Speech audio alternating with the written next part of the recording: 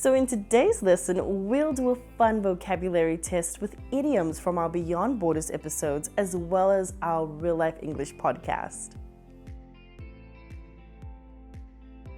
So grab a pen and paper or find a way to keep track of how many answers you get correct.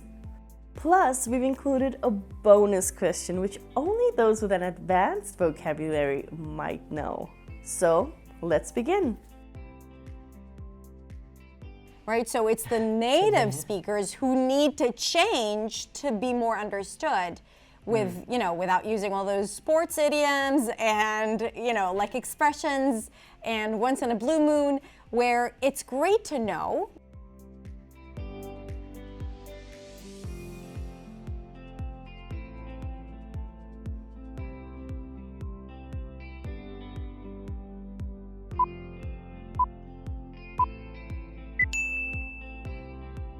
So if something happens once in a blue moon, it doesn't happen often or rarely happens.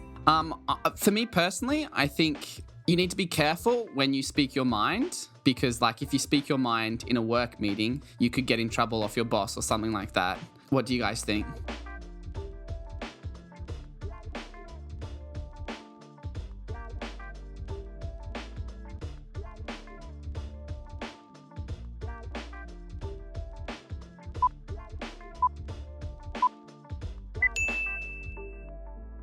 So, as Ollie mentions, speaking your mind might get you into trouble because you're saying exactly what you think without trying to be nice or kind. Mm-hmm. So we'd say often you say gut, we say we have a gut feeling, right? That's almost in your stomach, in your deep down there that you just feel like you really should do something or you really shouldn't do something. Exactly, because the gut is actually, they kind of call it the second brain, don't they? Mm-hmm.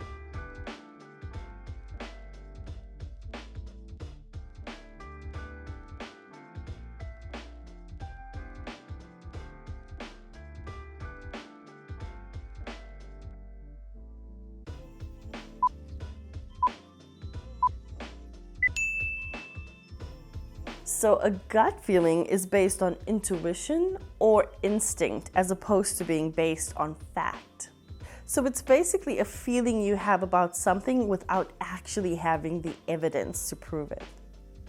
So if you're ready to go from feeling like a lost and insecure English learner to being a confident and natural English speaker, then you should hit that subscribe button and bell down below so you never miss out on any of our new lessons.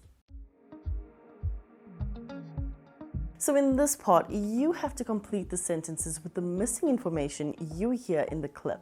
You can use 1, 2, or 3 words in your answer, but be sure to write down exactly what you hear. Next we have that someone can take your breath away. I think this is a little bit similar. Maybe if you have a soft spot for someone, you might find that they often take your breath away. Yeah, I love the sound of this one.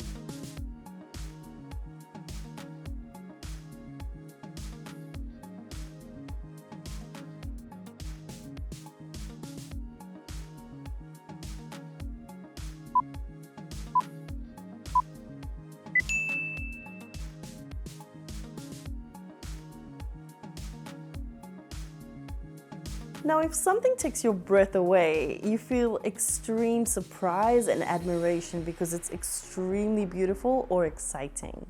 Yeah, definitely. So if you spread your wings, it means that you're becoming more independent, you're going out there and trying new things. So you might even say, by moving away from home to go to university, it allowed me to spread my wings, for example. So it gives you that opportunity for a different experience.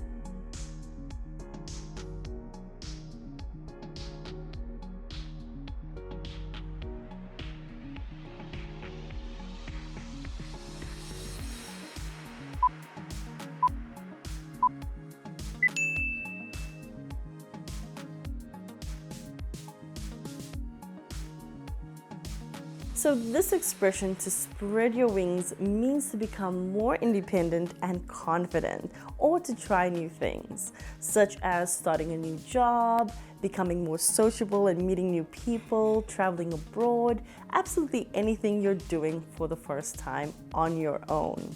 And with the next one, what is it? Variety is the spice of life. That's a really great one. It's very, very descriptive. And maybe if anyone listening to this or watching this is really into cooking, maybe they'll already kind of intuit what this means. Yeah.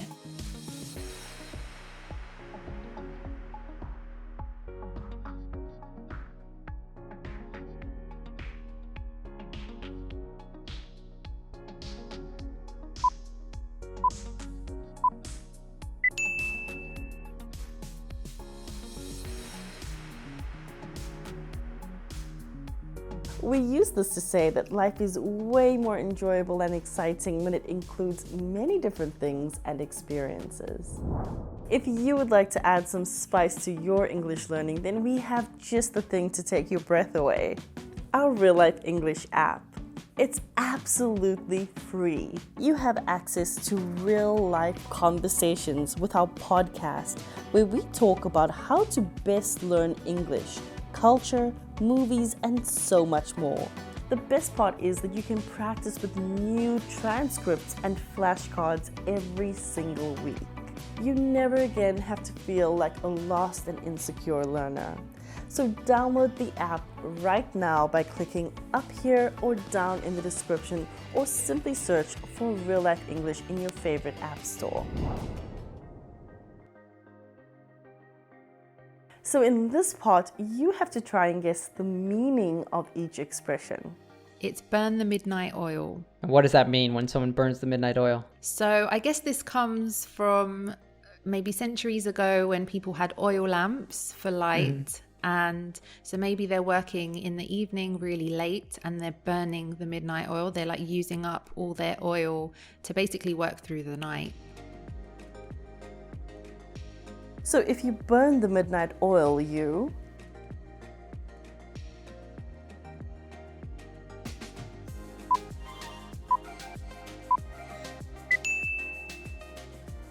work late.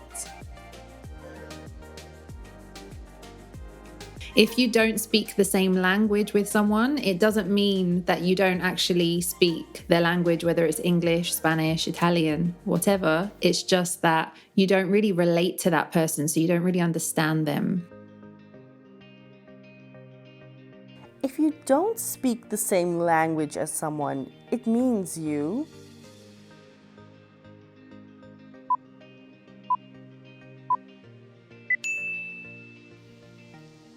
don't understand them.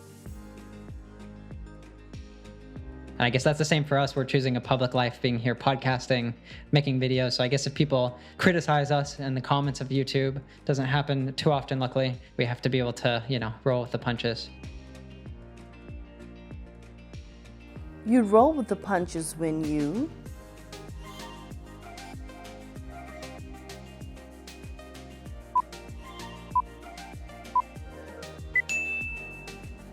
adapt to difficult situations.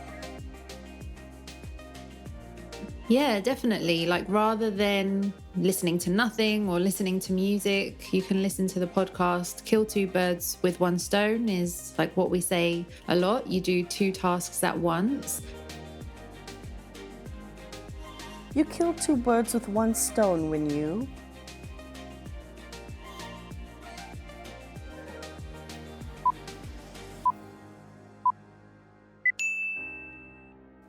achieve two things by doing a single action. So in this final bonus question, there are 3 idioms in the clip. So with the first idiom, you'll have to guess the meaning. And with the second and third idiom, you'll have to fill in the missing part in order to complete the idiomatic expression. That's really cool. I really admire what you are doing there, because you said you're not sweeping those kind of things under the rug, but you're actually saying, how can we turn this into a productive conversation? And maybe you won't always see eye to eye, right? But at least that you can, like what you said about being curious before you're being judgmental. And I think really in order to be a global citizen, in a sense, to be able to speak real world English, it's not just developing the language skills, but in so much, it's also just developing the skills to be a good listener and to ask questions and to put yourself in that other person's shoes.